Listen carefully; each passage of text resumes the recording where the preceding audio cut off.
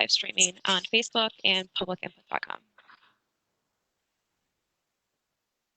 Yeah, Scott, it looks like our key folks are here, so there might be some people that still join us, but I think we can move forward. Okay, let's do that then. Thanks, Jim. So, Alex, if you can advance the slides, that would be helpful. Sure. So no need for roll call. Alex and Jody. We'll do the roll call in a minute. We just want to grab some of the housekeeping stuff, as Jody just mentioned, that this meeting is being live streamed for the public to view and being recorded. This is being done consistent with the flexibility that Governor Cuomo provided for an executive order, the suspending certain aspects of the open meetings law that allows us to conduct this meeting virtually. The meeting is set up such that the public is able to listen in and view the meeting. The appropriate times during the public comment portion, we will open up the lines to allow them, if anybody's here from the public that wishes to address the committee, they'll have that opportunity to do that. The minutes of this meeting will be prepared and posted on website, the GTC website, at a later date. And as I mentioned, both the video and audio portions of the meeting are being recorded.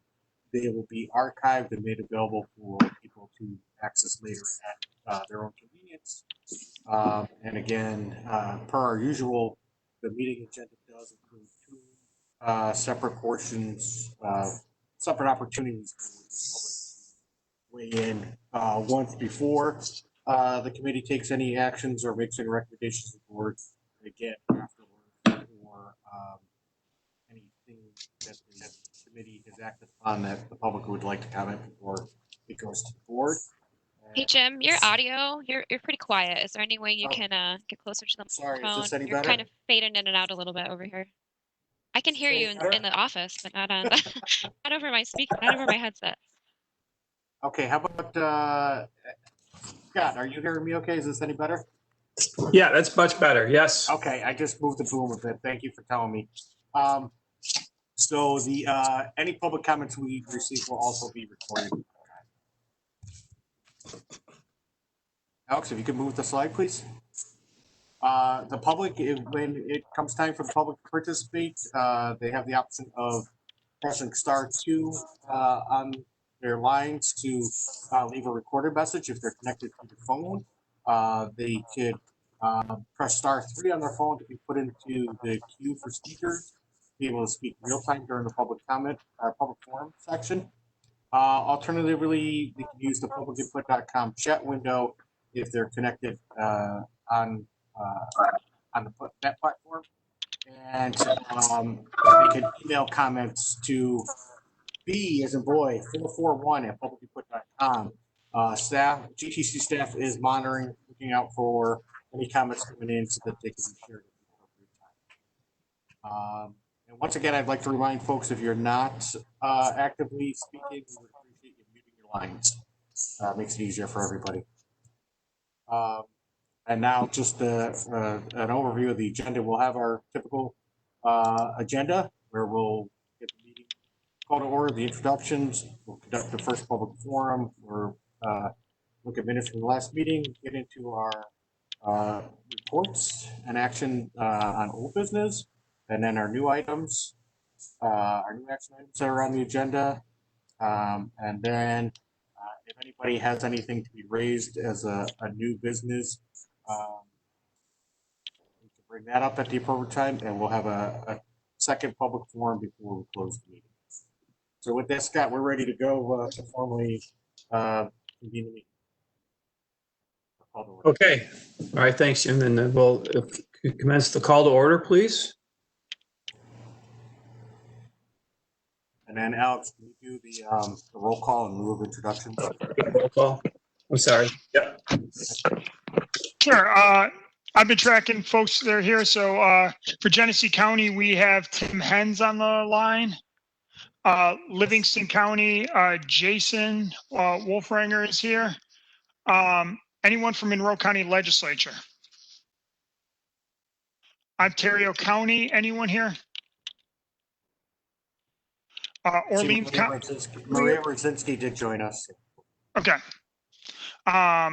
Orleans County, John Papinetti. Seneca County, Mitch. Wayne County, Kevin Rooney. Wyoming County, Todd Gadd. Is there anyone from Yates County? Okay. Monroe County Executive, Tim Freeler is here. Monroe County Planning Board, Pat Gooch. Monroe County Supervisors Association. Anyone? Okay. Monroe County at large, Scott. Here. Is David Lindsay on the line? No. Okay. City of Rochester Mayor, Norm Jones. Okay. Rochester City Council, BJ Scanlon is here.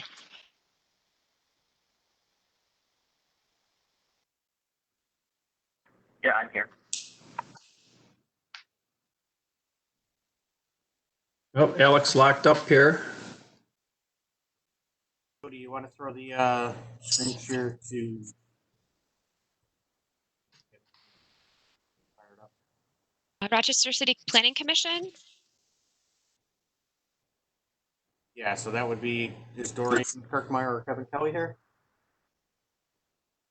Not that I see. Sister at large, we saw Eric Frisch. Bear with me, Hi there. get the presentation open on my screen and see if we can hear that.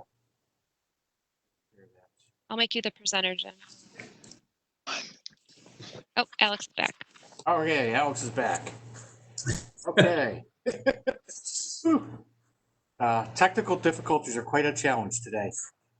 Alex, keep going state agencies. Sure. Empire State Development, Stephen Golding. New York State DOT, Joel and Chris. You guys are both here. Anyone from the New York State Thruway Authority? Yes, this is Scott Helser. Already. Hi, Scott. Jesse Finger Lakes Regional Planning Council, Dave Zorn's on the line. As is Kiernan Playford and Haley Farrington, and they can introduce themselves.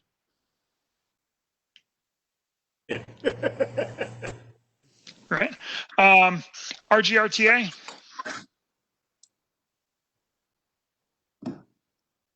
No one from there. Okay. Scott, we have a quorum. Okay. Thank you, Alex. Appreciate that. All right.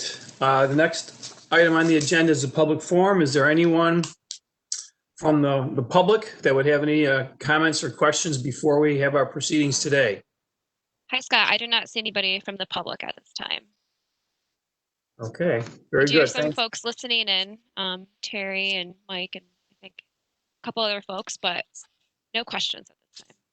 Okay, and we'll have another public forum, as Jim mentioned, at the end of the meeting. All right, thank you. Next agenda item is approval of minutes of the May 9th, 2020 meeting. Could I have a motion to approve those minutes?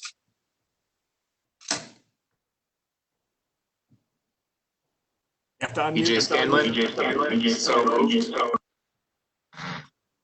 Okay, BJ Scanlon, thank you. And a second?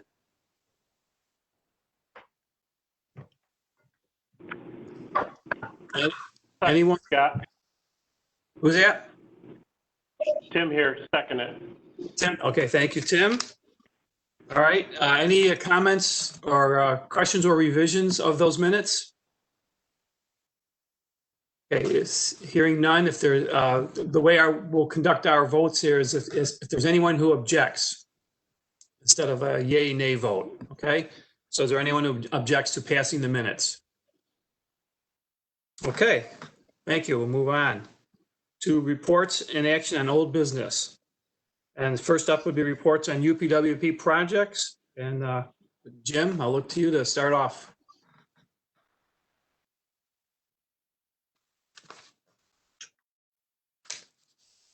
Jim, I think you're muted.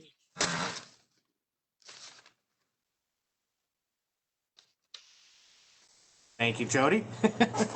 Yeah, so GTC strategic planning is just integrated in what we're doing, so there's no specific activity to report. The long range transportation plan will have an update as a standing agenda item. The Lakes, Tennessee Finger Lakes scenario tool is, sorry, I have to maximize my screen here. We had urban footprint training. As you recall, the last meeting I mentioned, we were originally intended to do things in-house, or in person rather, and that was affected by COVID. So we held the training as a series of webinars beginning in mid-June, and those were completed on June 27th. However, we've continued to have some one-on-one sessions. Alex has been able to provide some support that way. We solicited some pilot projects to sort of do some real world quote playing with the model, if you'd like, so that we can get some examples here. We did get 2 responses on that, so Alex is working with those communities to put together some pilot projects to run through urban footprint and do this scenario planning. We've also worked with the consultant on calibrating the various place types, what we have for place types, and how the different types across the region will fit into the nomenclature of the model that they're using. And when you think about all the different zoning and land use that we have across the region, to consolidate those into a discrete number of categories, a similar nature will go a long way to making the model more effective. And Alex has worked on some data projections out to 2050 that are incorporated, and setting up various parameters for allocating the trend data that we see with those projections, with the place type, with population, anything like that. So we put some guide rails on how that those trends are distributed across the region. And we continue to provide some technical assistance and support for the initial pilot projects. For the I-490 Integrated Corridor Management Project, the contract was executed. The execution of the contract has been delayed. We're working with the consultant on trying to iron out some issues with the insurance requirements and what we're expecting and need from them. So our insurance guy and their insurance guy are talking in terminology that everybody outside of the insurance world doesn't. So I'm hoping by the end of next week we'll have a signed contract on that. On the vulnerable user safety assessment program, Alex has been working with the consultant to wrap up the project, and we're expecting a closeout at the next meeting. Congestion management process, no specific activity that's bundled into our long range plan. It's only called out separately because the feds want us to be doing that. Travel time data collection, we ran into a little snag with this with our INRIX contract coming due, and we were moving forward and the idea of being able to do execute a new contract just via sole source. We had ran into a few snags, but we did get authorization to extend it for a year via sole source, and then we're going to have to do a new RFP process later in the year to get a new multi-year contract. Basically, seeing is there competition out there that can provide us as good, if not better, data? What's the interface going to be? Basically, just reassessing the competition from the last time we selected INRIX. The Lake Ontario State Parkway Lane Transportation Alternatives Feasibility Study is working on wrapping up. NISDOT did provide some adjusted cost estimates. You'll recall the last meeting I mentioned NISDOT met with representatives from state parks on the transition to Lakeside Beach Park, and potentially the entrance was relocated. It wasn't going to really work out to relocate it to the east side of the bridge. So now it's just that transition area of traffic exiting at 98, traffic entering Lakeside Beach Park, and the like. So those final estimates were provided to the consultant to integrate into the reporting. Orleans County has reached out to the steering committee members on meeting availability. We're trying to get a steering committee meeting this month, and then fairly soon after that, we would have a final public meeting and a project wrap up. So potentially the next meeting that we'd be presenting for closeout. The Genesee Finger Lakes Regional Performance Measurement Monitoring and Evaluation System project is moving forward. Our staff has been working with NISDOT and Monroe County staff from the RTOC on the next steps for the phase 2, which would be pulling together some type of reporting tool. You may recall at the conclusion of phase 1, we determined that the recommendation that the consultant had put together for phase 2 was not something we were comfortable moving forward with. It would have caused us to depend on state of Florida and the state of Texas maintaining a relationship with the and supporting the platform that vendor was using. So we held off on that. We had a demonstration of a product a few weeks back where somebody pitched in what their product is for these types of things. That was held on June 3rd, and we're coordinating with another firm that provides a similar type of service in Jacksonville, Florida. They want to do a demonstration that we could pull NISDOT as well. It's something that I have seen some information, Joe has seen some information, but we want to give some key partners in that opportunity to see some information as well. The transportation impacts and economic development in the airport area, there's still progress to report on that project. Cross-asset highway and bridge evaluation and prioritization tool. Our staff continues to work with NISDOT main office and the New York Metropolitan Transportation Council, which is the MPO for New York City, and Decision Labs, which is a software provider on a proof of concept approach. We were talking to them back in the fall about a proof of concept for our region. The state was talking about potentially a statewide contract, but they pulled back from that. But they are still interested in pursuing a proof of concept with a couple NPOs that were willing partners to see where that goes. So we're making progress on that. It's a slow go trying to coordinate everything with everything that's going on, and a lot of key people that need to be involved in something like this. The Livingston County Human Services trip planning website, as noted, was accepted by the GTC board in February. The Greater Rochester Transportation Management Association feasibility plan. We had previously reported that everything was stalled. COVID-19 kind of got in the way of that, and then with the announcement that Reimagine RTS was going to be delayed from the initial launch that was anticipated in late June. And really at this point, travel patterns, how people are getting around, they're really disrupted. So until the economy reopens and we get a better understanding of how people choose to commute when it does, there really is limited value trying to look at this now.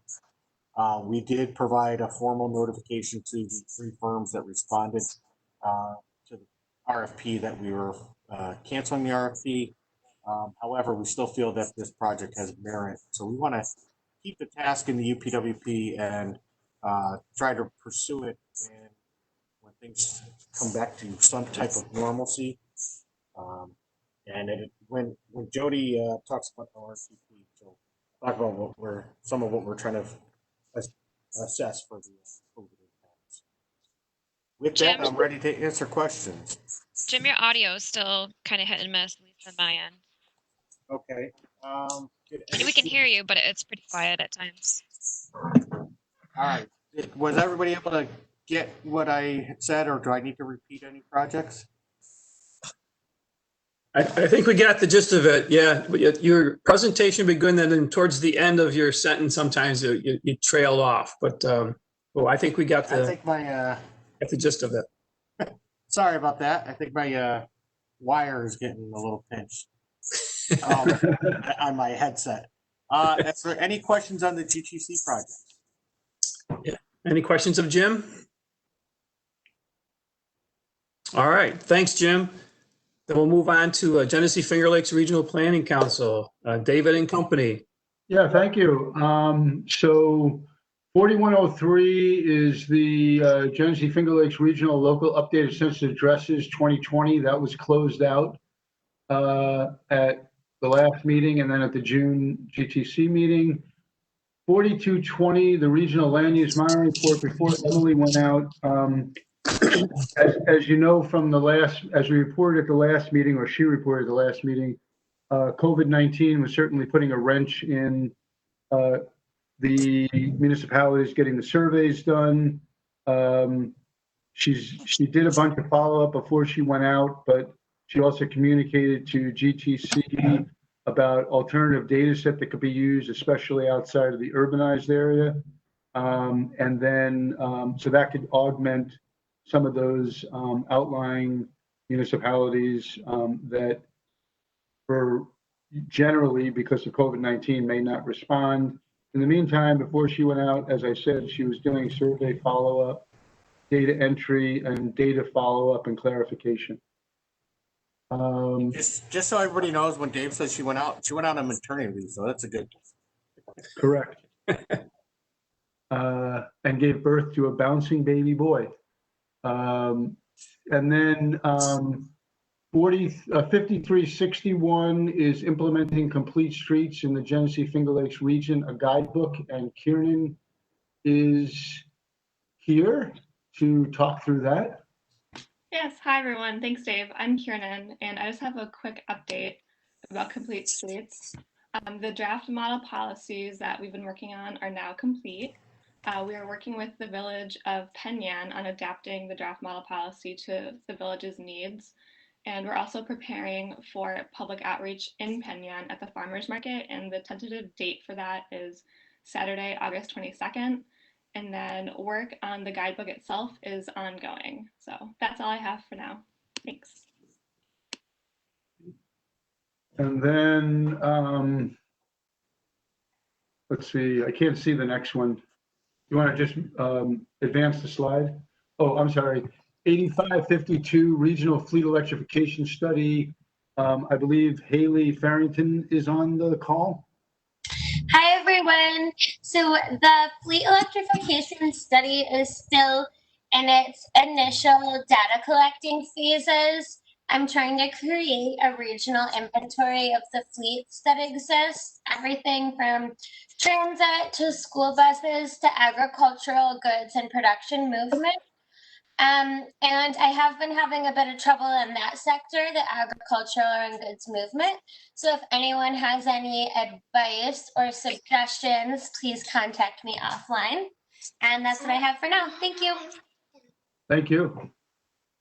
And that, if you have any questions, those are the GFL projects. Okay, any questions of Dave and Kiernan or Haley? All right, thanks, guys. Thank you. Moves on to Livingston County.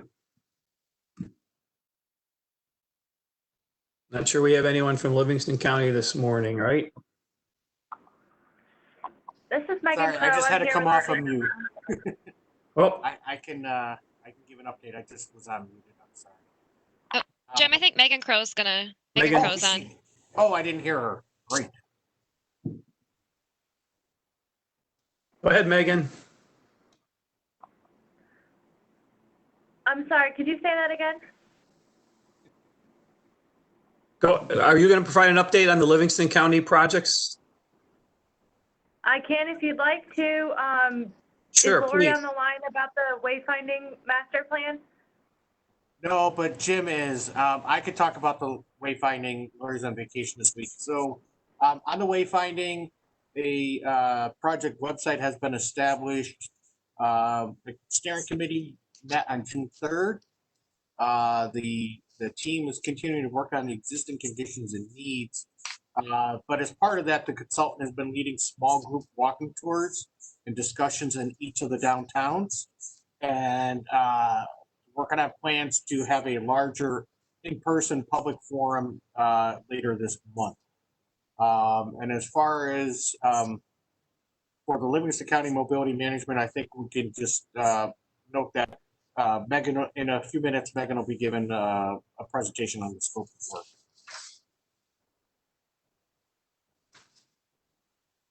All right. Any questions for Livingston County projects? All right, good. We'll move on to Monroe County. And Pat, are you going to handle the land use monitoring? Yeah, so there'll be a presentation on it shortly, but that's really the update. It is complete on our end and will be presented when we get to the action items. Right. Okay, good. Thank you. And Tim? Okay, 6230, our high accident location program. We have 28 locations on our 2020-21 list.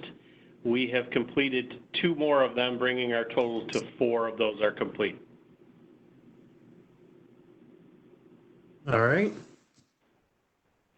On 7950, the traffic signal sign pole asset management project, that is going before the legislature next week, Tuesday, for authorization to accept the grant as well as authorize the contract.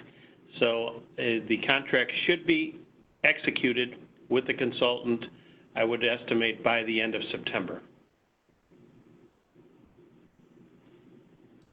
Okay. Any questions on those? Okay. Thanks, Tim. Brings us up to New York State DOT.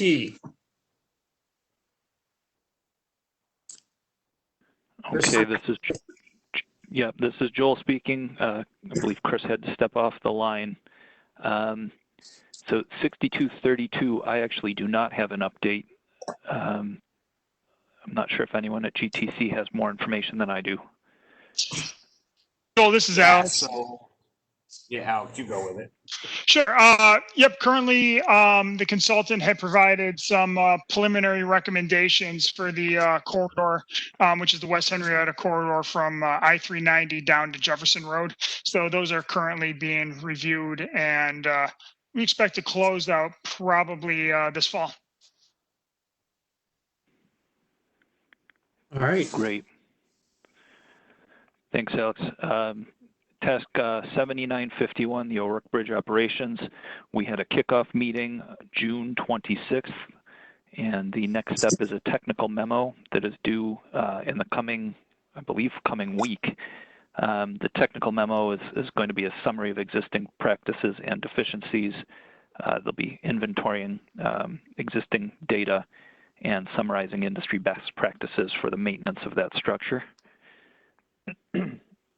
And item 7952, I will be deferring to Joe, but just on a personal note, this is going to be my first real planning study in over a decade, and I'm looking forward to getting back to my roots as a planner. But again, I think Joe will be presenting on that later, so I won't steal his thunder. Right. Okay, that's later in the agenda, correct? Correct. Okay. Any questions of State DOT? All right, brings us up to Ontario County. I don't think there's anyone here from Ontario. Maria Rudzinski is on the line. I don't know if she... Yes. Hi. Hi, Maria. How are you? I'm good. I will pinch hit here. I don't have firsthand information on 75, 76. I can provide that. Good. So just to stay in order. Go ahead. Okay, so GTC staff has provided various data to the consultant on this project. There was the second steering committee meeting on June 25th. And the team has scheduled a public meeting / walking tour for September 1st.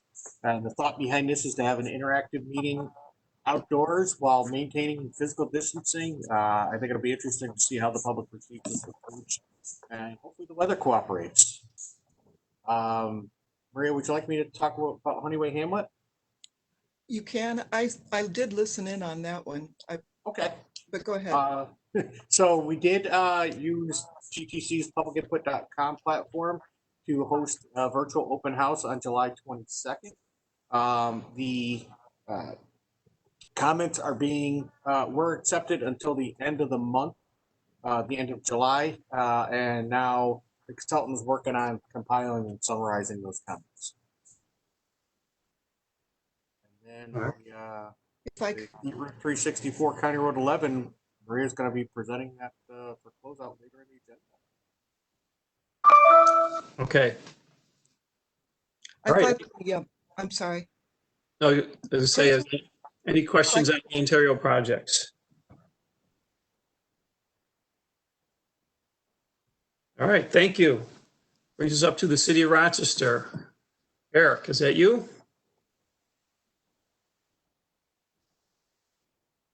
Eric, are you still muted?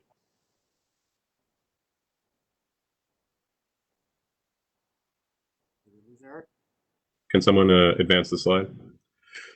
Right on. So the West Main Street Multimodal Transportation and Placemaking Study, the proposals were received and reviewed, and consultant teams have been shortlisted, and I believe interviews have been scheduled with those shortlisted consultants. And this one is a new way that the city typically has administered these projects on our own, but GTC is assisting us with the administration of this project. And 7702, that project is complete. Thanks. Okay. Thanks, Eric. Brings us up to RGRTA.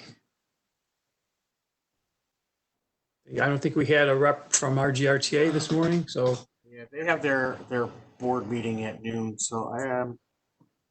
The system redesign is really the only thing on there, and as previously been announced, the relaunch of the system has been deferred from late June to potentially next spring or summer. So COVID is in a better situation, or just understanding how they'll be able to move forward.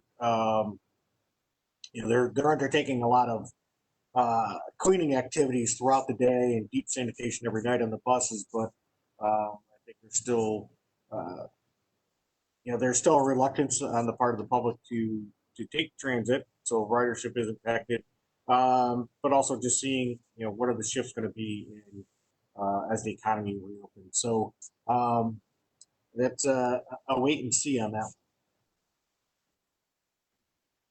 Okay. Thanks, Jim. That brings us up to Seneca County.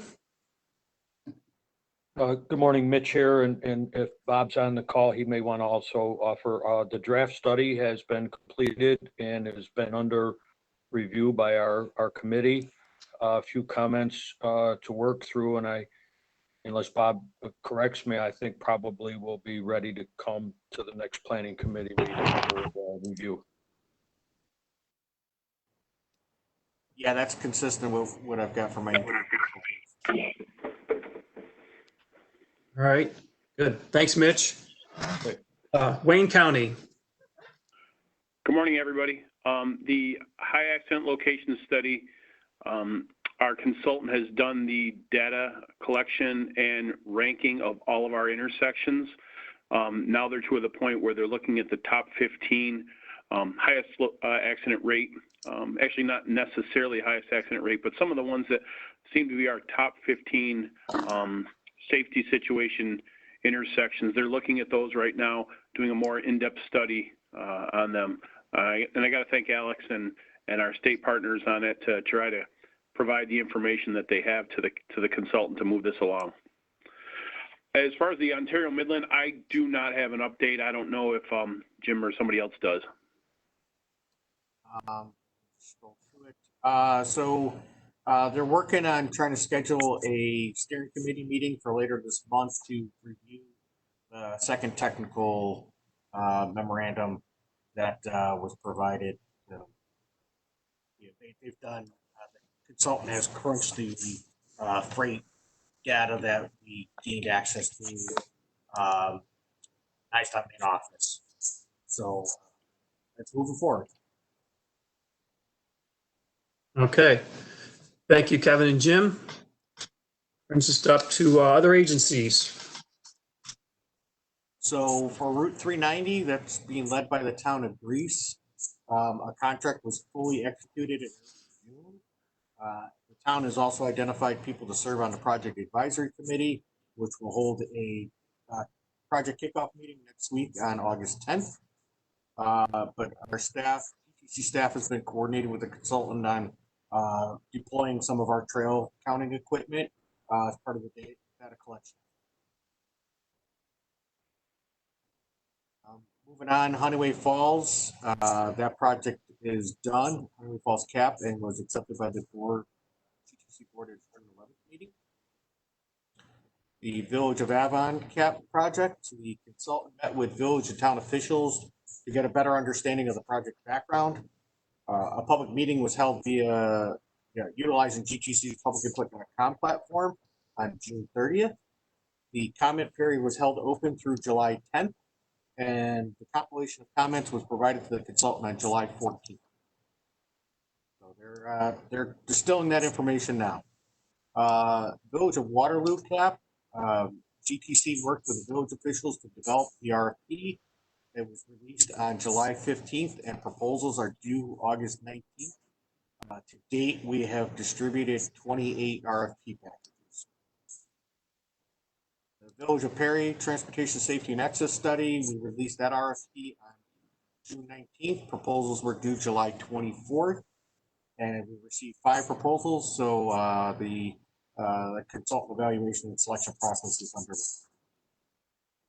The Mount Morris to Leicester Route 36 corridor study, data collection and existing conditions research is underway. GTC staff worked with consultant on placing some traffic cameras, the equipment we have for some data collection, and we're coordinating with the consultant on utilizing our publicinput.com platform to support a public meeting for that project as well. The Bay Industrial Park Traffic Optimization Study, we're working with Wayne County on the RFP. GTC staff has provided some templates. In this case, since the county IDA is putting up about 50% of the project funds, it's simpler to allow them to float the contract that meets the RFP contract to meet our standards than to try to juggle them. Moving down, Canandaigua Waterfront Active Transportation Plan, RFP was released on June 19th. Proposals are due by July 24th, and we received 13 proposals on that one. So again, consultant evaluation selection process is moving forward. The next 3 projects, Geneseo Active Transportation, Sodas Point Active Transportation, and Maplewood Border Study were all accepted by the GTC board at its June 11th meeting. The Gananda Parkway Pedestrian Bicycle Active Transportation Plan is moving forward. GTC staff received the draft inventory and needs assessment technical memo on June 10th, provided some comments, and a revised draft of that tech memo is expected this week, and we'll be able to move forward with scheduling a second steering committee to review that tech memo. Lastly, the Middle Cheshire Road and Healthcare Services Corridor, ATP. GTC staff has been working with the consultant on getting some of our traffic camera equipment out there for some traffic counts. There is was a public meeting yesterday. No, Jim, just a Sorry. update on that. It's actually going to be the 19th. Okay. And the intention is to hold that outdoors on the public, on the hospital grounds, but having it outdoors where physical distancing and safety can be coordinated. There was a steering committee meeting on July 16th that talked to present case studies and various alternatives and to organize for the public meeting. Thank you for that correction, Bob. And with that, any questions on the other agencies? We'll do our best to answer those. Any questions of Jim on those? All right. Thanks, Jim. Appreciate for that update. You're welcome. Move on to item 4B now, update on other old business and announcements. Okay, Alex, would you advance the slides, please?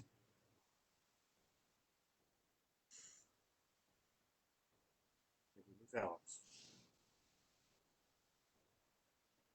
Okay, there we go. So, federal legislation at this point, there's not really much to say. Last week, a House committee passed appropriations for next year. Senate has not acted on it yet. So with them going on recess, I believe it's after next week, there is some pressure to try to get appropriations for next federal fiscal year in place. Otherwise, when it comes back after recess in mid-September, we're looking at really tight turnaround or continuing resolution. Likewise, with the impending expiration of the FAST Act on September 30th, at this point, there isn't a plan, a comprehensive plan that Congress has agreed to.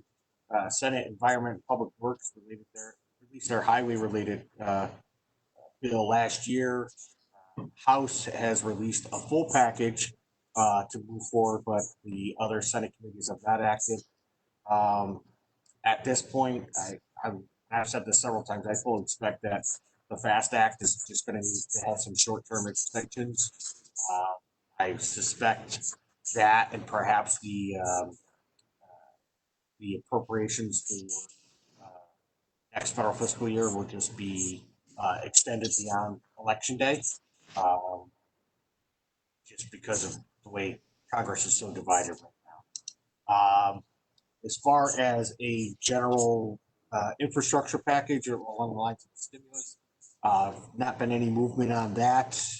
The focus right now is sort of some of the direct benefits, the enhanced unemployment insurance that the federal government was providing expired just past Friday. So there's a lot of push in Congress on that.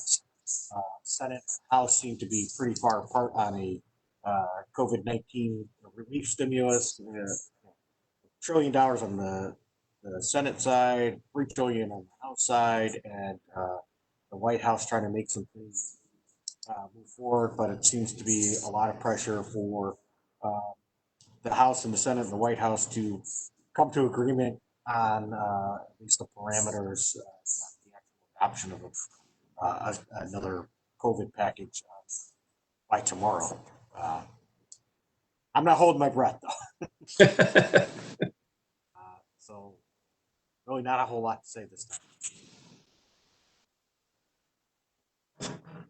All right. Thanks, Jim. If you'd advance the slide, please. All right, update on the staff modifications. Am I coming through? Yep, you are. Sorry. So the first 5 staff modifications are included in the memo in the agenda.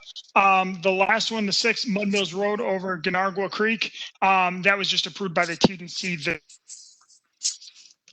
Northwest Group 12, that extended the limits of a preventative maintenance project to include some bike lane striping, just a couple of more blocks to Ramona Street. The State Street reconstruction project, the city of Rochester determined that they did not need to acquire as much right of way, so they reduced that, providing those funds back to available. The Meadville over Canal Creek project, the Sherrick Road Bridge over Murder Creek, and the Tower Hill Road over Spring Creek. Those are all 3 Bridge New York projects. They're being deferred to 2021 due to an environmental issue and will be bundled together under one contract. And lastly, the over Ganargua Creek project. This just adds an eligible non-participating share for due to the plan's PS&E estimate. Thank you. Okay, thanks, Alex. Any questions on any of those projects? Okay. Let's see, where do we have announcements in here, Jim? At this point or after the long range plan update? Oh, Jim, you're on mute.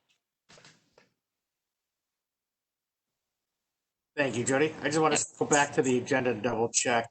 Scroll back a fair bit. Sorry.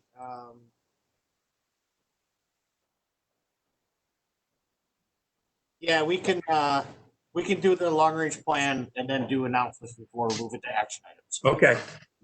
All right. Okay, that's me, Scott. Thanks. Staff are continuing to work on the public engagement component of the LRTP and initial document prep. GTC has received preliminary guidance from our federal partners that the LRTP deadline will not be extended due to COVID-19. Therefore, GTC is still anticipating a June 2021 adoption date. GTC staff have developed an initial survey on issues and opportunities facing the region now and in the future, along with transportation-related solutions that address these issues and opportunities. On July 23rd, GTC staff sent out the survey via email to more than 750 people. GTC has been sharing and promoting our survey on social media platforms such as Facebook and Twitter. As of Wednesday, August 5th, which was yesterday, almost 100 people have taken the survey. The survey is being managed through publicinput.com and will remain active until Friday, September 3rd. 2 virtual open houses for the LRTP will be held. The first will take place on Thursday, August 20th from noon to 1 p.m. and the second on Tuesday, August 25th from 6:30 to 7:30 p.m. GTC is utilizing the publicinput.com platform to host these meetings. A pre-recorded PowerPoint presentation discussing the LRTP update will be available to view on YouTube ahead of the open houses. The open houses will provide an opportunity for members of the public to ask staff questions regarding the planning process.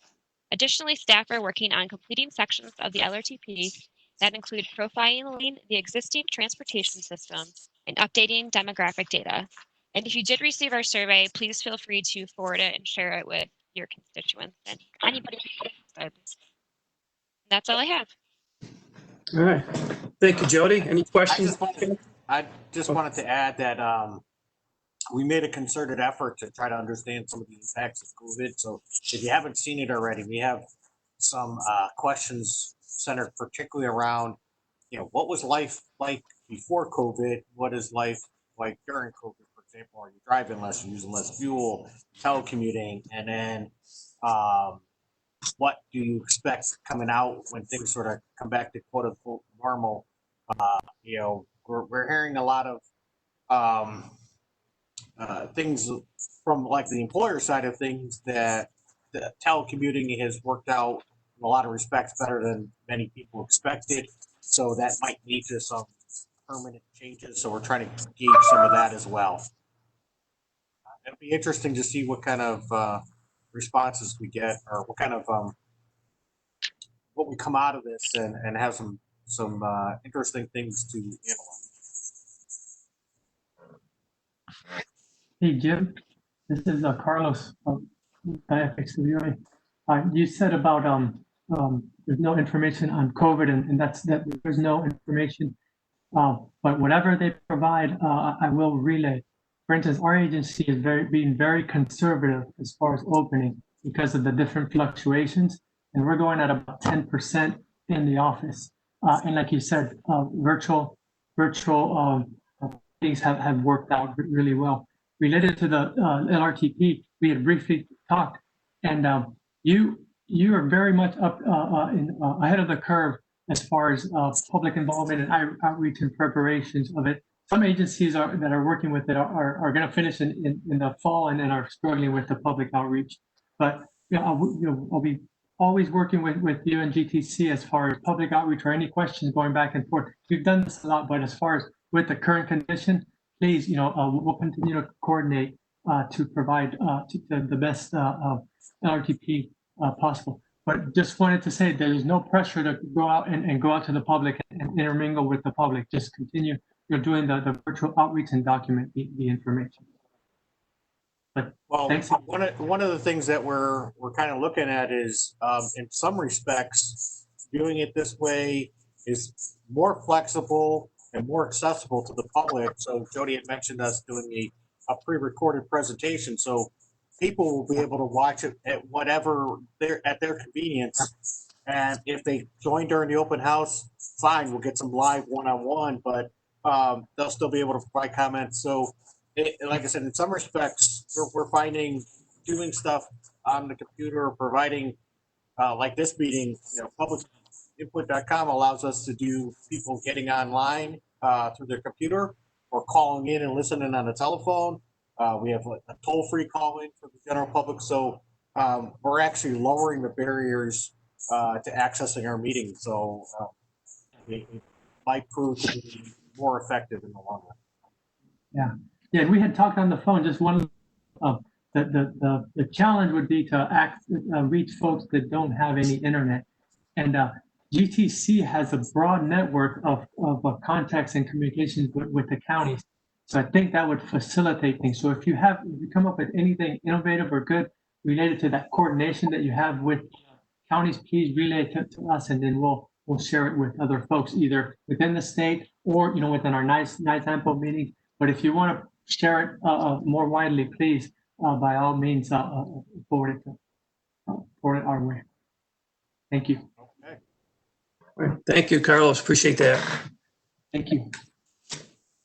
Okay. Brings us to announcements.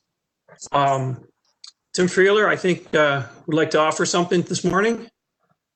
Take it away, Tim.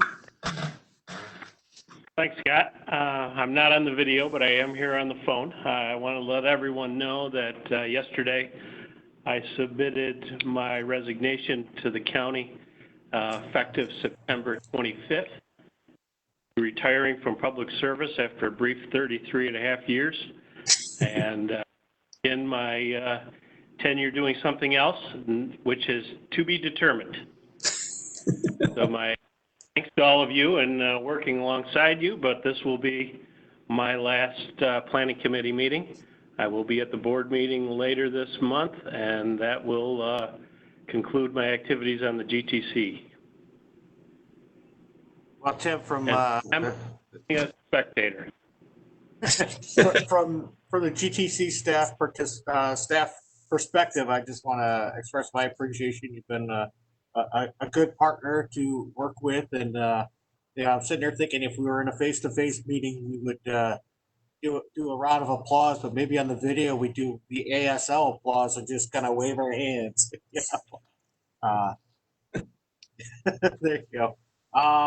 Related to announcements, Pat Gooch was formally designated as an alternate to Rochelle Bell, so his participation today is official. The planning department is represented. Dave Zorn, did you want to say anything? Yes, as we announced a couple of weeks ago, I too am retiring into the New York State retirement system as of September 30. And it's been an absolute pleasure working with GTC for all of these years and being a part of the planning committee. So thank you. Yeah, thanks for all your efforts too, and the partnership has been really good over the years. So, a few changes. I'm a bit jealous. I've got a ways to go before I can join Tim and Dave. So. Somebody like Scott just isn't going to let it go. Well, we'll see. Congratulations both to Dave and Tim. And on a personal note for Tim, I've appreciated the opportunity to work for Tim these last few years, and he's been very cordial and patient with my part-time arrangement, and I do appreciate the opportunity. And I wish, as many of us do from GTC, wish Tim the best in the future and all that he pursues. So, and same to you, Dave. Best of luck to you, and hopefully all our paths will cross again. Thank you. I agree. Thank you, Scott. All right. Moving on to item 5 now, our action items for today. First up is actions concerning consideration of UPW project scopes of work. As we have done in the past, if it's all right with the group, we will hear both the overviews and then adopt them both in one vote. If that's acceptable, we'll conduct it that way. Alex, can you advance the slides, please? Did we lose Alex again? Joe, do you want to try switching me to presenter? We might have Alex might have blocked up. Sure.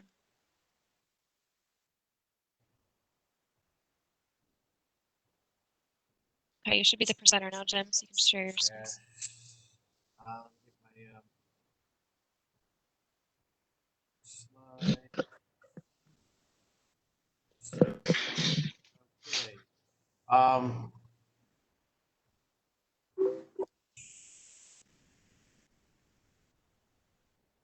Alex, are you back on?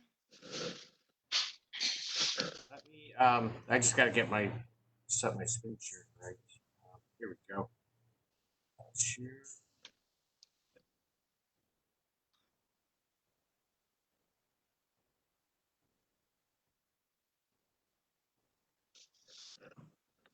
Let's see. That comes through. Okay, it's starting to share, Jim. Okay, so good. Now you folks can see. Yeah, as Scott alluded to, we have 2 UPWP scopes. So we can do next slide here. I am waiting for Alex to move the slide, and I got. Okay. The ramp reconfiguration study. I think Joe Breventi was going to take the lead on that. Yes, Jim, can you hear me? Yes. Okay, sounds good. So yeah, I'll just run through this real quickly, and then I believe Joel Kleinberg and Chris Reeve will be available to answer any more detailed questions that come up. But essentially, you can see the objective of the project here. Essentially, what we're looking at is an assessment of the ramp and lane configuration at 2 interchanges. One is I-490 with I-590 and New York 590, the old can of worms. And the other interchange is the New York 590, New York 104 intersection up in Irondequoit. And the purpose is essentially to look at ways that we can improve safety and mitigate congestion at these interchanges by using not major construction projects, but using lane and ramp reconfiguration. So we'll advance the project with the typical GTC method, organizing the steering committee of representatives, including, of course, State DOT, GTC, Monroe County, and the city and the towns that are involved. We'll develop an RFP, bring on board a consultant. We'll start out with an inventory and needs assessment, focusing on the needs of those stakeholders. But really, the focus of this project, the bulk of our time, will be on modeling different alternatives for the interchange designs. This will be a micro-level analysis that will be done to look at what the optimal lane configuration will be. Again, focusing on making the best use of existing pavement space and not looking for major, major constructions. Then of course we'll identify preferred alternative, and then we'll package all this up in a draft and final report with the associated executive summary for the committee to review. So at this point, that's all I have. I don't know if Joel, you want to add on to that at all. It's up to you. Nothing to add unless there's questions. Okay, yeah. Are there any questions? I can try to address them.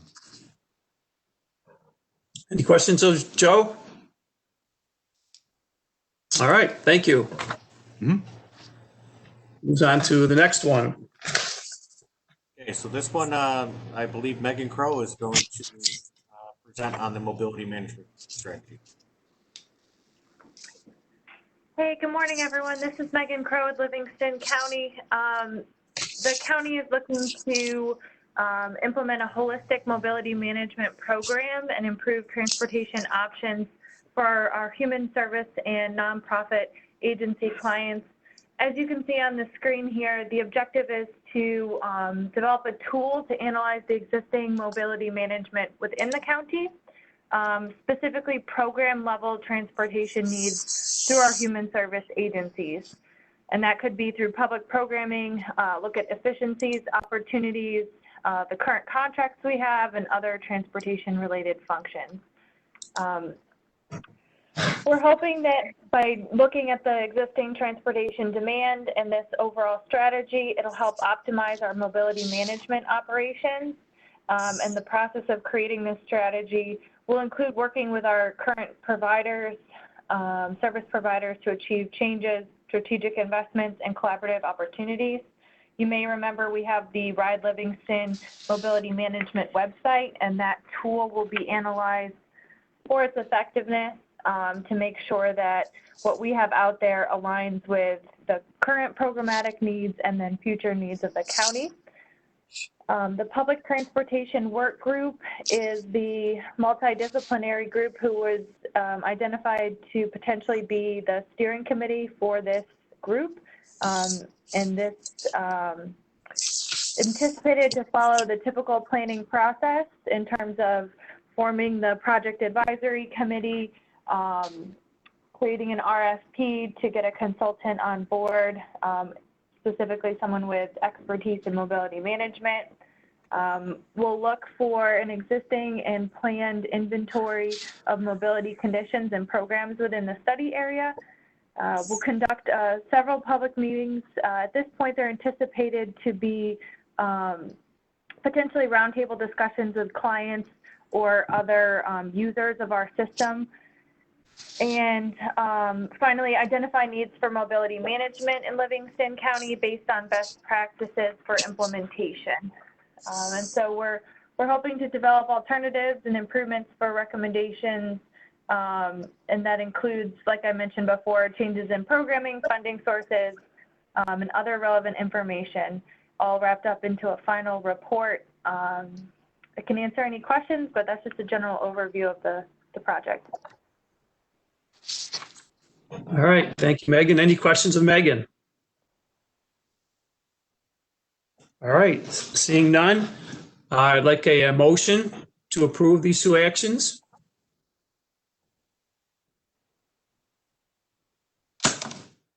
Anyone? I'll motion to approve. Pat Gooch.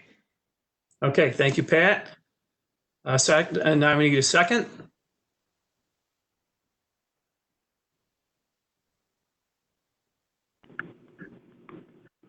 Joel, DOT, so moved. Thank you, Joel. Appreciate it.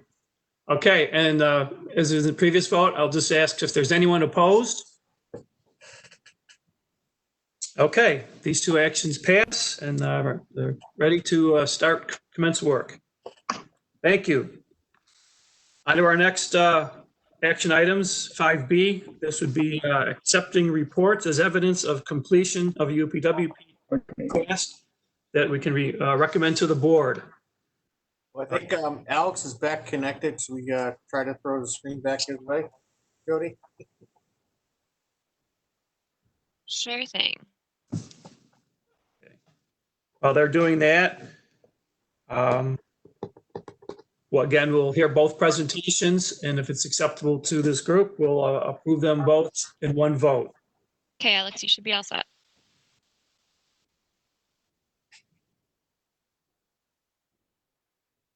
And first up, we'll be accepting the Ontario County State Route 364, County Route 11 Active Transportation Plan. Thank you very much, and thanks to GTC for supporting this project. I'd like to highlight that it was an outgrowth of we have 2 county parks that had serious problems, as well as the ongoing issues up in the north end of the corridor where their CMAQ interface with concert visitors as well as the residents, and then going all the way down to Yates County. From a highlight standpoint, I think some of from a process standpoint, I think one of the very positive things was early coordination with NISDOT. Laura Leone facilitated, and we were able to get in the room with our county, DPW, DOT, the consultant, GTC, and talk about ideas up sooner in the process rather than later in the process. And I think we all agreed that that was very positive. From a technical standpoint, BNL, Barton LaJudas utilized pedestrian cams and deploy them in strategic locations, and we could actually document and have visible proof where there were pedestrian slash bicycle activities and congestion. And it's kind of interesting that the public can come to meetings and tell you that, and okay, the public came and said there's lots of people crossing the street here, but there's this aha moment when you really see it. It's like, oh, they were telling the truth. So it really was helpful, and be able to document those movements. And I think it was cost effective, the staff time, but the actual technology was fairly simple. So that's very positive. To highlight 3 impact, major next steps. There were excellent corridor-wide recommendations regarding paving, regarding all kinds of treatments that are in the plan. But from a next stepping down at 364, taking it to the next on the north end, taking it to the next level, looking at options for pedestrian and bicycle access into CMAQ, into FCC. And I was very encouraged to see the city has a project going, because we need to close that link. And I want to highlight that there's ATP projects have gone on all around the Canandaigua quote unquote travel shed, and we're gradually filling these pieces in. And this will be taking a deep dive into the north area and I'm going to get stuck in the alphabet soup, whether it's TEP, I'm going to say whatever that allows you to do some of the work that county's done on County Road 50. That's going to be very significant to that end of the corridor, as well as the intersection of County Road 1 at Deep Run Park and at Ontario County Beach in particular. There's tremendous use of those parks in a new town park land that could be developed, taking the next look there, as well as what are the practical options that can be done. And then finally, at the hamlet of Crystal Beach, which is a very popular, it's gone to many mostly year-round residents, but influx of visitors with shops. There's an excellent proposal in there for both traffic calming as well as expanding pedestrian opportunities and linkages to the lakeshore parks. That's high priority as far as deep diving and next steps. From a county standpoint at Pelican Point, as an example, we got information that they're working with the developer that's of the marina to look at ways we can actually improve safety from the tremendous crowds that are going and coming from the marina there over time. and that'll be a great partnership with planning.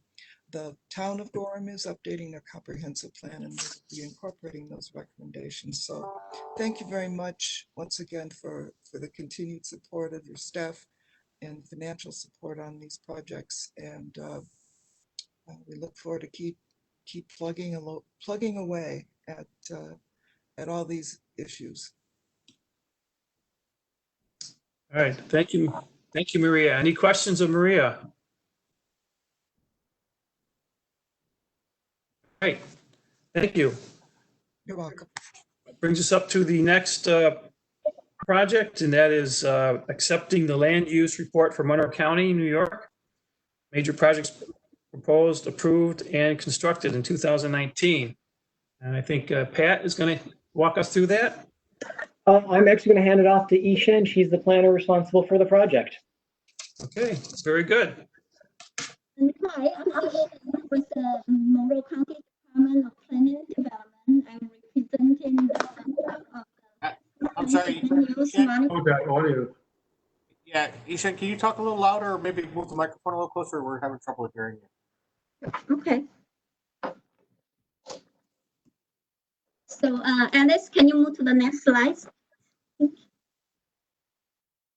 So I will start with a brief introduction. So Monroe County Land Use Monitoring Report is funded by the GTC through the Unified Plan Work Program.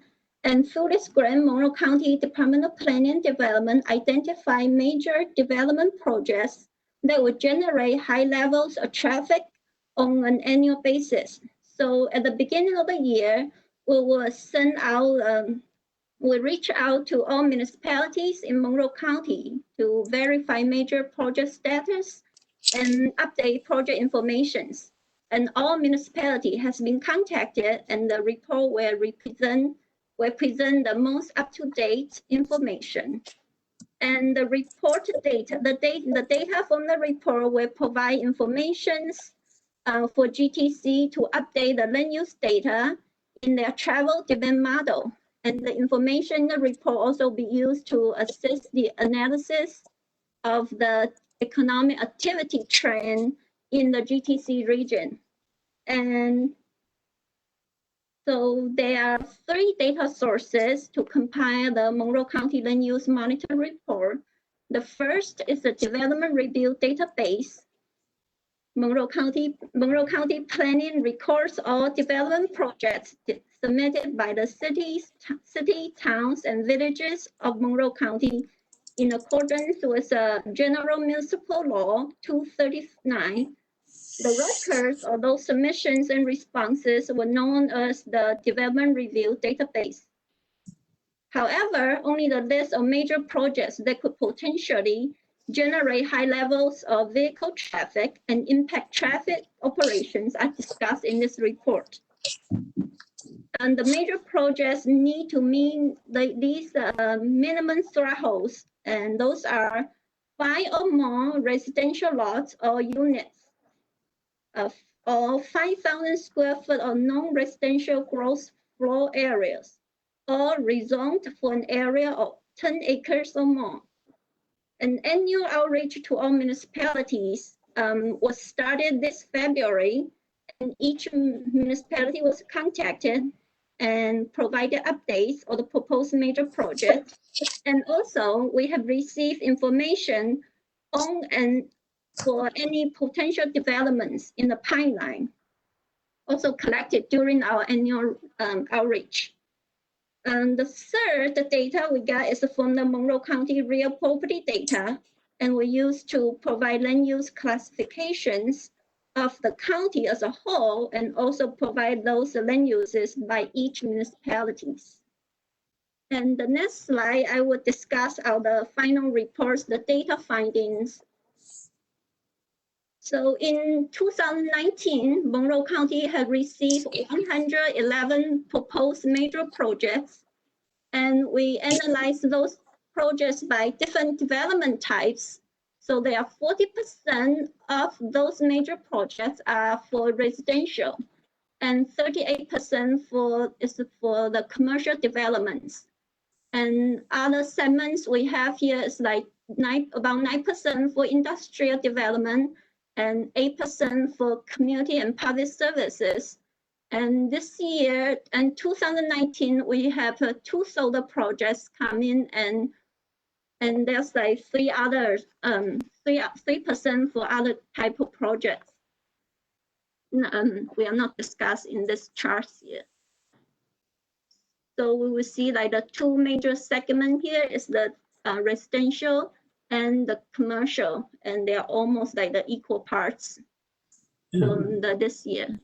And the next slide, I kind of like this. This is our first study. So this is a new study we have this year. So I kind of like listing the number of major projects for each municipalities. So from here, we'd like to see some trends, like which municipality actually increase in any major projects. So for this year, we studied in the span of the last 3 years. So for this year, we have 24 out of 30 municipalities have at least 1 major project. So this kind of indicates that development activities are distributed broadly in Monroe County. Another findings from the data study of the last 3 years, we show gains have great increase in the major projects. So from 1 in 2017 and 3 projects in 2018, and in 2019 have 10 projects. So it's kind of like something we would like to continue to monitor. And from another town, is the town of Carson, we see in the last 3 years had a slow but steady increase of the major projects. And it's no surprisingly, Henrietta and Greece has the most major projects in the last 3 years. And other, I know there's like 2 municipalities the last 3 years have no major project activities, Village of Scottsville and Village of Pittsburgh. So those are some kind of some of the findings by studying the number of major projects for each municipalities in the last 3 years. And we would like to continue to monitor the number of major projects for each municipality in the following years. And the next one that we collected residential permits through our annual survey via the collaboration with the GFL. So we only studied the residential permit part. So this year in 2019, receiving the data of 28 municipalities, and we have total in Monroe County there were 591 permits were issued, and those permits generated 1,077 residential units. And the first chart on your left, we can see of the 591 permits, 87% is for single families. And while even though that's like only 5 or more family home permits make up only 3% of the total issued permits. But those 3% permits of the 3% permits of the 5 families or more generate 44% of the residential units. So if we have the percentage by the units, so high density homes have 44%, and almost the equal amount of the single family have been built in 2019. So that's another thing we would like to study, like what's the trend of the family types in Monroe County as a whole. And then the next slide is another. It's kind of like we have the data of the 15 years data of the residential permits the number of residential permit in like 15 years, kind of just want to understand the housing market and the trend of the new build house, the new build homes. So from the, you see the blue one is the total permits, and the next line, the red one, is the single family.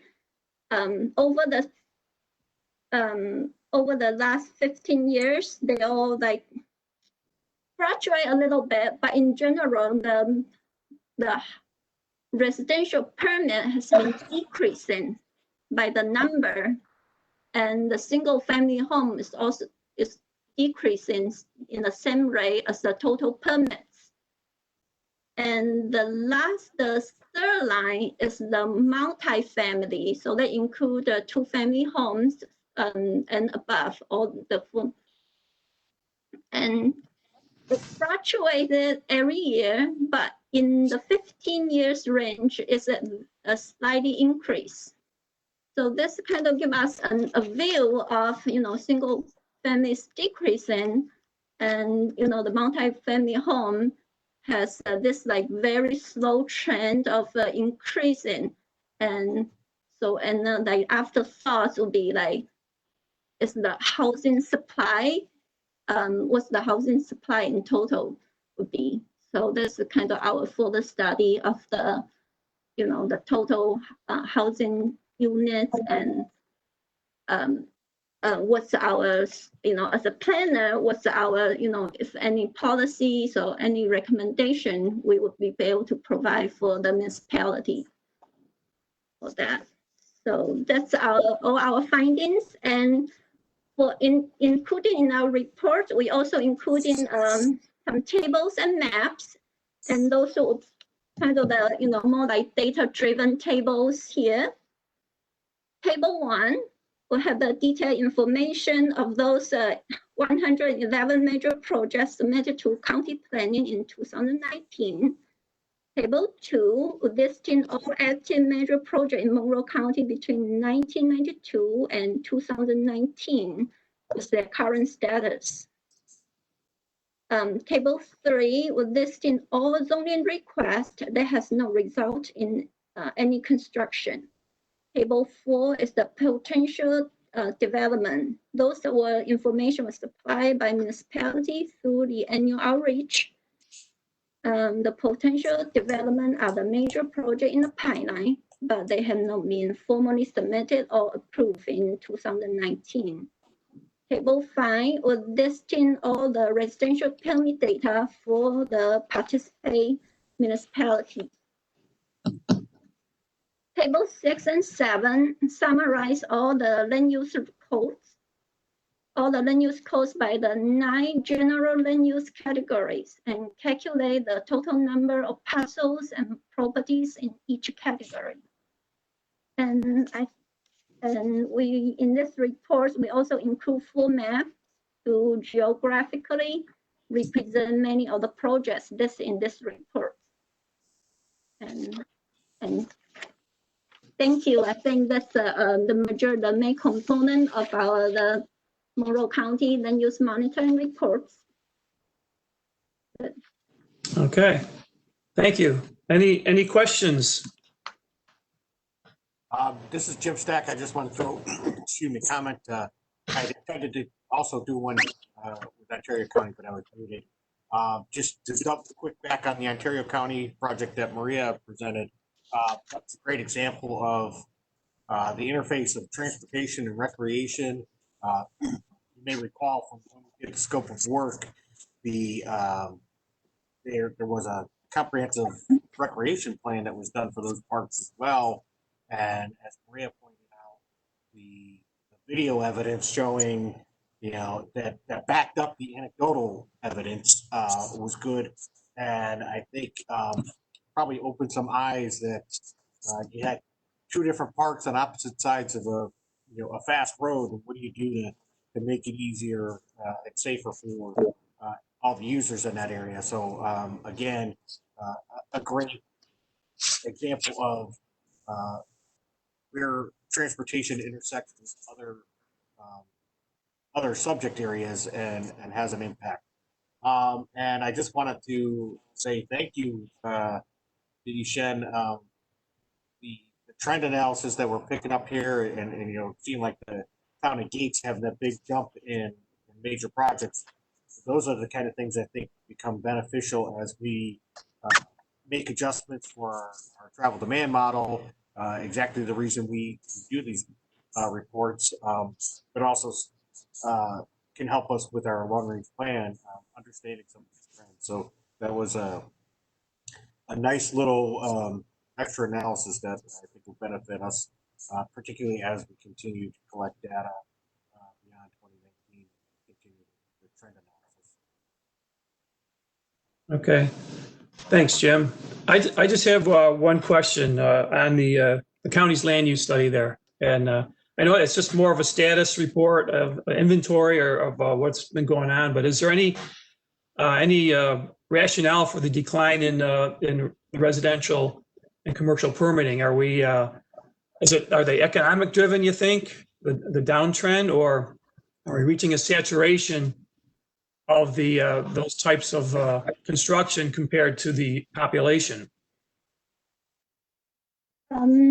I think there's a two parallel trend. You know, we all say, you know, Monroe County, you know, as a New York State in general, we kind of losing populations, and that's one. And second, the second part would be, you know, moving out of Monroe County to more rural area, because there's more developments in, you know, the surrounding counties. So that would be another rationale. And the last, we all know the housing stocks in Monroe County, you know, has very tight. You know, we all talking about the housing stock. So I think we need, you know, Monroe County could, you know, would need.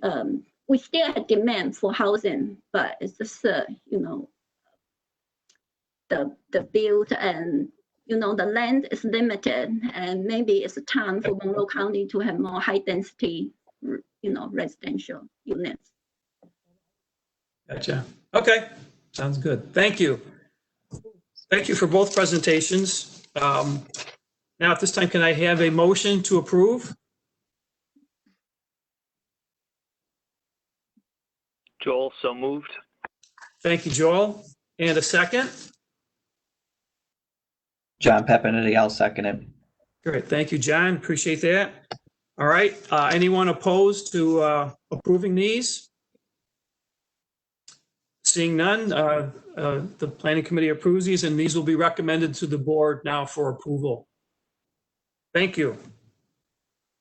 Okay, move on to our next agenda item, 5C, and that is a recommendation to the board amending the National Performance Measures Report for the Genesee Finger Lakes region, Lakes region, and 2020 to 2024 Transportation Improvement Program by revising the HSIP and highway safety performance targets.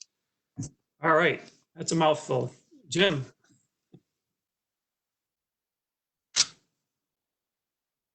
Jim, you're on mute. Thank you, Jody. So basically, this is the annual cycle where NISDOT main office does an analysis of 5 years worth of safety data, and each year they have to update their figures, and they have two different reports that they have to submit to the feds, one to the Highway Performance Monitoring System, and then they have a safety plan.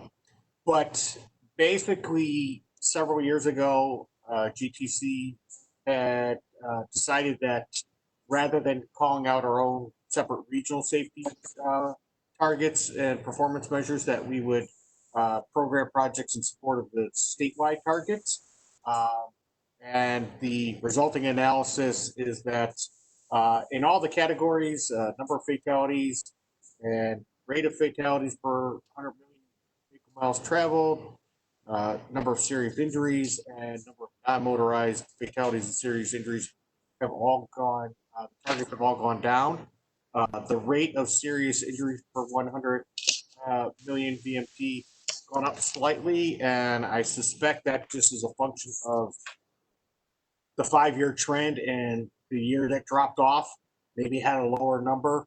But in all cases, the target is lower than the 5-year trend. So they're always looking to reduce, where in this case, it looks like, well, 2020 to 2021, you're okay with more serious injuries, and really what is it's sort of the reverse of that, where the rate of serious injuries over a 5-year period we're seeking to reduce.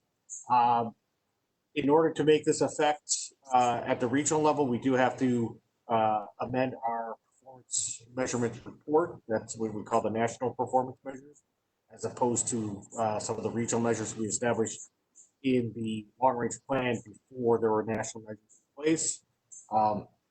And then the modifications to the transportation improvement program is to the language where we have to cite big targets, and then we have to offer up a narrative that is the anticipated effects of the projects we are programming relative to the performance measures and targets. So that's what the edits that were presented in the exhibits show.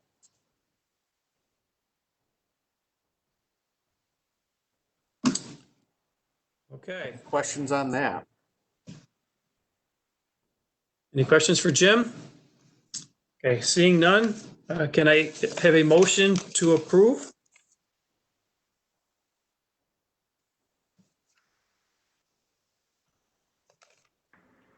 So moved. I think I heard Joel from NISTOD on that. You did, in fact, Jim. Joel, so moved. Thank you, Joel. And a second? This is John. I'll do it again. Thank you, John. All right. The vote, anyone opposed to recommending this to the board? Okay, seeing none, this passes. So thank you very much. All right. On to our next items would be modifying and amending the 2020 to 2024 Transportation Improvement Program. We have 23 items. Okay, and 1 through 9 are they administrative modifications or planning committee? They're 1 through 9 would be. Yeah, so you've got the administrative modifications are planning committee resolutions. So 1 through 9 would be planning committee action. Okay, right. 10 through 23 would be recommendation to the GTC board. To the board. Gotcha. Okay. So as we have done in the past, like to block these in the two groups. We'll have 1 through 9 as one vote, and 10 through 23 as one vote. Does that work, Jim? Yeah, I mean, one option you could consider 21, 22, and 23 are transit related, where 10 through 20 are highway related. We don't need to split those out, but that's one option. Yeah, I think we can include them all in one vote if that's acceptable to everyone else. And these have been vetted by the development committee. So I would offer that unless somebody wants a presentation on any one of the projects in particular,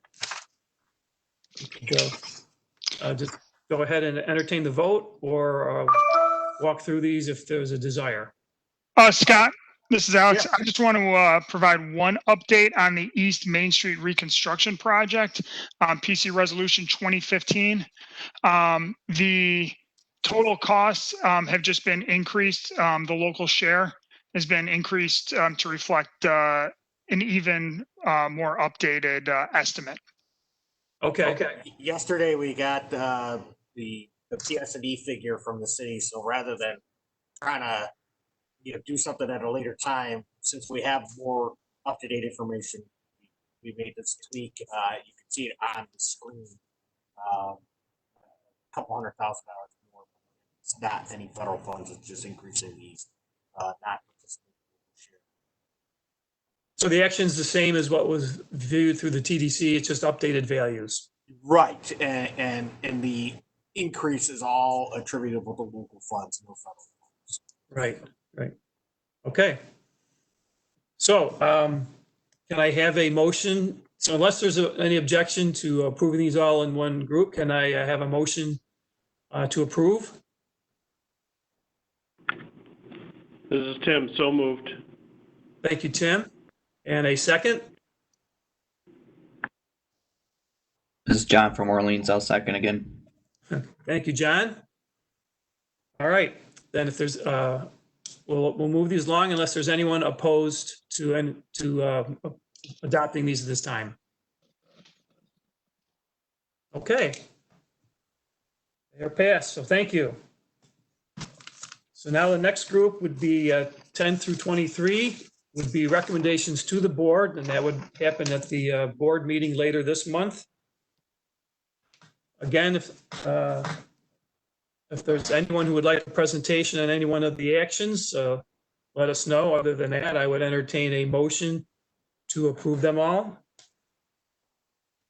Scott, this is Jim. I just want to offer up just a quick comment to let folks know, to draw attention rather to number 14, the McLaren Road Bridge over Black Creek.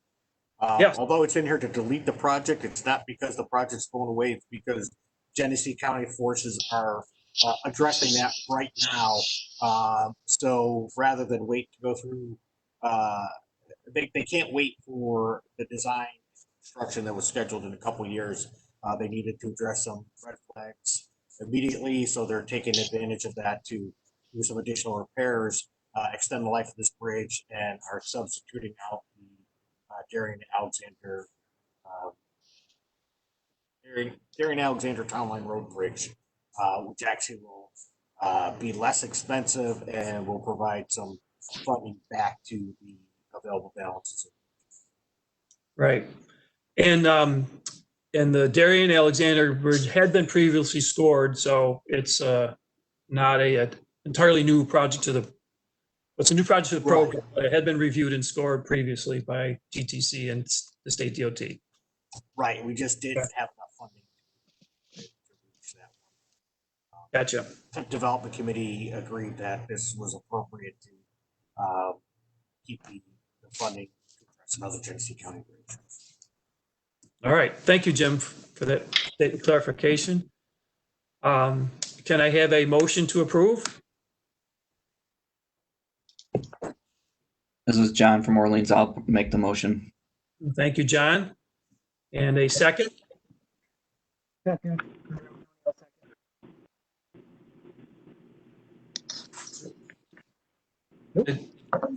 Tim, are you off? Tim Hens, are you offering to second? I'll offer a second. Was that you? Was that Tim? I heard Tim Hens. There was a little bit of overtalk, but I did hear Tim Hens offer a second. Great. All right. Thank you, Tim. All right. All in favor? Well, I mean, anyone opposed to advancing this to recommend to the board?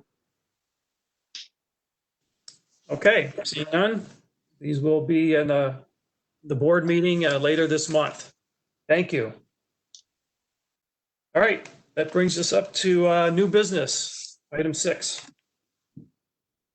Scott, I don't have anything. I don't know if anybody on the anybody else on the committee does. Anyone have new business to bring before the committee today?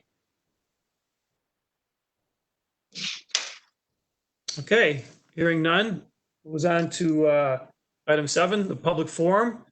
Is there anyone from the public that has any questions or comments as a result of today's proceedings? Hi, Scott. At this time, we do not have any comments or questions from the public. I did share Terry, Mike's, and Dennis's well wishes to Tim on his retirement in the chat pod. Great. Okay. Thank you, Jody. All right. Seeing no public forum, moves on to the next item, which is a notice for the next meeting. This meeting is scheduled for October 8th at New York State DOT Region 4, tentative, depending on how the virus situation is out there. And Any materials for that meeting should be submitted to GTC by Friday, September 25th. So unless there are any other items to come before the committee today, I would offer we adjourn. And Thank you say, for once again joining us online. A different way of doing business, but we're trying to make it work and keep everybody safe. right, thanks, Jim. I was going to say, I hope everyone's been healthy and safe out there, and hope everyone continues to. And hopefully, we'll be able to convene in person at some point in the future here. All right, thank you, everyone. Have a good day. Thanks, everybody. Thanks, everyone. Take care. Thank you.